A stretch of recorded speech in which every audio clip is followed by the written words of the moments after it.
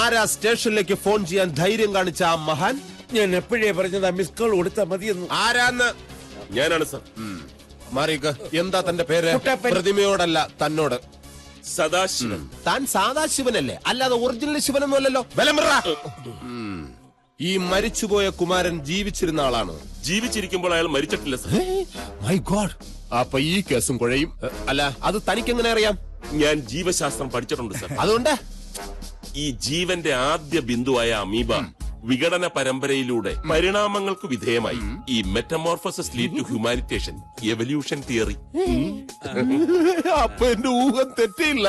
താനൊരു ബുദ്ധിജീവിയാണല്ലേ? ഞാനായിട്ടായതല്ല പിന്നെ പാരമ്പര്യം. മനസ്സിലായില്ല. എന്റെ അച്ഛൻ, അച്ഛന്റെ അച്ഛൻ, അച്ഛന്റെ അച്ഛന്റെ അച്ഛൻ എല്ലാവരും ബുദ്ധിജീവികളായിരുന്നു. പക്ഷെ ഇതിന്റെ ഇടയ്ക്ക് ഒരു മന്ദബുദ്ധി ഉണ്ടല്ലോ. അതാരാ? അല്ലെങ്കിൽ താൻ ഉണ്ടാവില്ലല്ലോ. അതെന്റെ അനിയനായിരുന്നു. അവനെ വീട്ടിൽ നിന്ന് പുറത്താക്കി. ആ ബുദ്ധിജീവികളെ ഒരൊറ്റ കയറ്റാൻ തരും. എവിടെ മരിച്ചുപോയ കുമാരന്റെ ഭാര്യ? അകത്ത് കിടന്ന് കരയുകയാണ്. Thank you. അപ്പൊ മരിച്ചുപോയ ആള് കുമാരൻ. അപ്പൊ ഈ അകത്ത് കിടന്ന് നിലവിളിക്കുന്നത് കുമാരന്റെ ഭാര്യ. കൺഫ്യൂഷൻ. നിക്കണ്ടേ അവിടെ. ഇതെന്താ സ്കൂൾ വിട്ട പോലെ? അകത്ത് ഉപ്പാവൊന്നും വിളമ്പില്ല.